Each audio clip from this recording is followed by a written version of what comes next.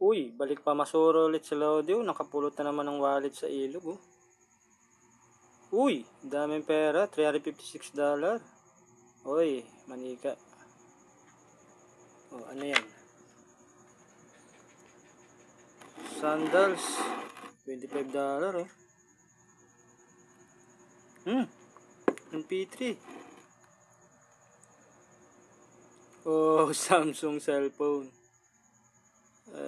Ano yan? Laruan, $2. Dami talagang pagkakapirahan dyan ah. Ang sarap maligo dyan ah. Uy, ano yan? Laruan. Ay, uy, favorite yung laruan yung bata pa ako ah. Ano yan? Suklay, $5.